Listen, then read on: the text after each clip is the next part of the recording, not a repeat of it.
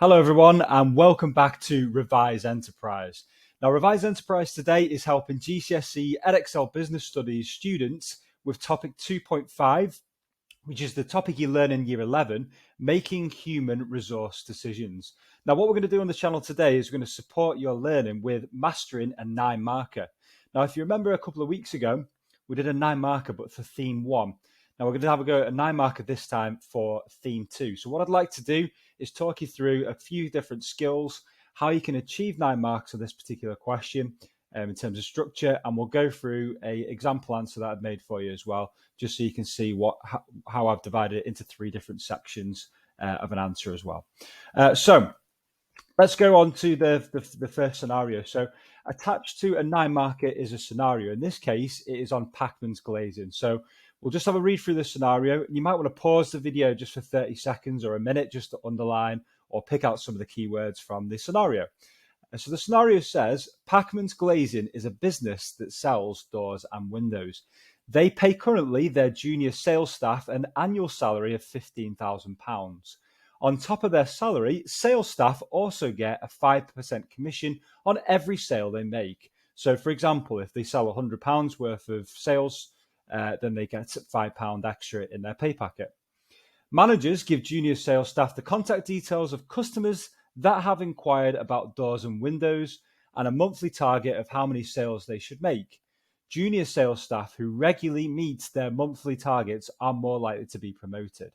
In recent months, Pacmans Glazing have lost 2 of their junior sales staff to a new rival firm. One of the factors that persuaded the staff to move was the rival firm's pay scheme. They don't pay sales commission, but they pay junior sales staff an annual salary of £24,000. So that's fixed for a year. Regardless of how many sales they make, they pay their staff an annual salary of £24,000. So you get a picture of the scenario there from Pacmans Glazing.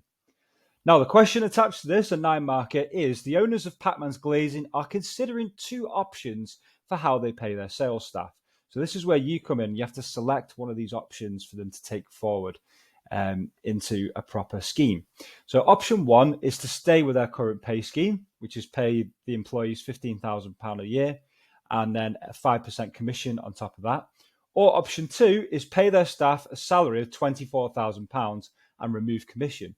Now, of course, this fits in with what their competitors are currently doing, so it will make them more competitive in terms of retaining staff. So it says justify which one of these 2 options Pacmans Glazing should choose. Write your answer on a separate piece of paper. Now, the secret here, the way to get 9 marks, or the best way I can kind of help you structure it, is you select one of the options out of the 2, and then you talk about that option all the way through your report from start to finish. So let's have a look first how you'd structure this answer, because I want to make sure we get this right to start with. Okay, so in your first paragraph, and you're going to divide your answer up into 3 parts, you should be discussing the benefits of either option 1 or 2. So whichever option you picked, first paragraph is all about why you've picked that option and what are the strengths or the benefits associated with that option. And what you should be doing is using the traffic light system, which we've used on Revise Enterprise before. You should be making a point, then explain, so connect and comment, and then you should be having a look at an impact, what it's potentially going to lead to positively for the business. Then in paragraph 2, so this is the middle part of your 9 mark answer, you should be looking at the potential drawbacks or weaknesses connected to your option, whether that be option 1, that's fine, or option 2. And you lay it out in exactly the same way as you did paragraph 1, with a point again, what's the drawback, connect and comment, explain it, and then what's the impact, negatively this time in green, what's the negative impact on the business. Okay, and then in paragraph 3, this is your final part of your answer, guys. You should be looking to conclude your answer, and you need a really strong description here about why you chose this option from the 2. Yeah. So again, lay it out like you did before. Make a point again in your conclusion. Why specifically, strongly did you choose this option? Connect and comment, explain it, and then finally what it's going to lead to for the business as well.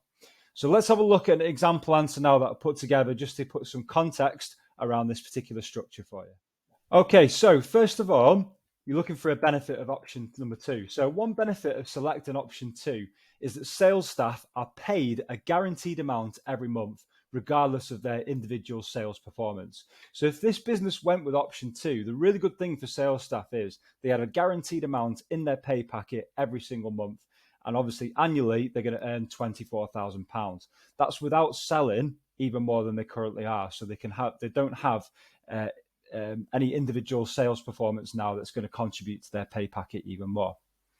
Okay, connect and comment in the middle in yellow. So this means for sales staff, they have limited stress at work, so less stress, as they are no longer under pressure to perform well in relation to KPIs. So KPIs meaning key performance indicators.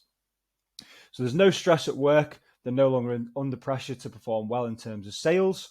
Then think about finally, what's it going to lead to for the business? Something positive here you're looking for. So it's going to lead to lower staff turnover. So there's going to be less staff leaving from the business quickly, greater staff loyalty, and less money on the business that's going to be spent on recruitment, and less time, which is another advantage, training new members of staff as well.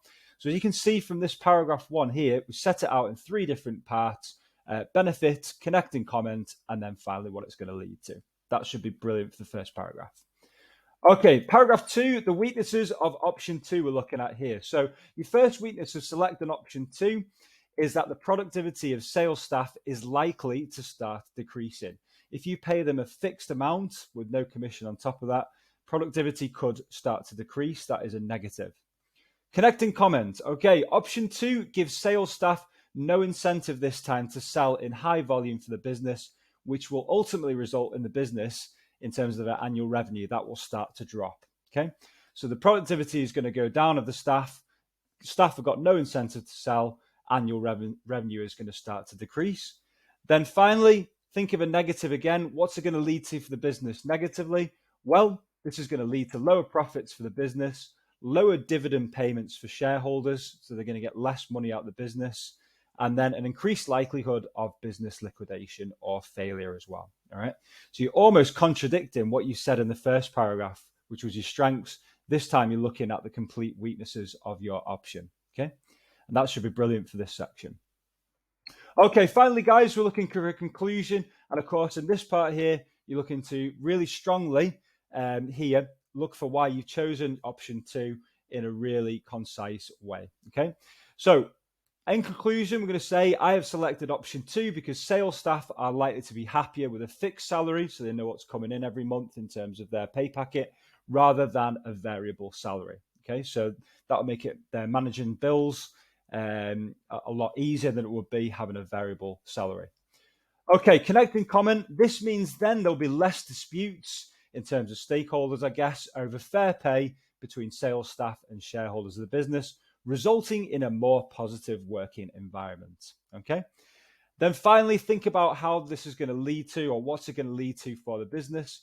It's going to lead to greater motivation of sales staff if they're happier, resulting in more opportunities for the business to be competitive and attain a larger share of the market compared to major competitors. All right. So what we've done is we've broken down our paragraphs into 3 parts: strengths, weaknesses, and then a conclusion at the end as well. Really solidly at the end, discussing why we have chosen option 2, and we're connecting comment on what it will lead to as well. Right, I hope that was really helpful for you in that short video there. And I hope now it gives you a bit of confidence in terms of your structure with 9 markers as well. Don't forget to follow us on Twitter, Instagram, Facebook, and TESS as well. And if you like the channel, please like and subscribe to Revise Enterprise as well. Take care, and we'll see you on the next video.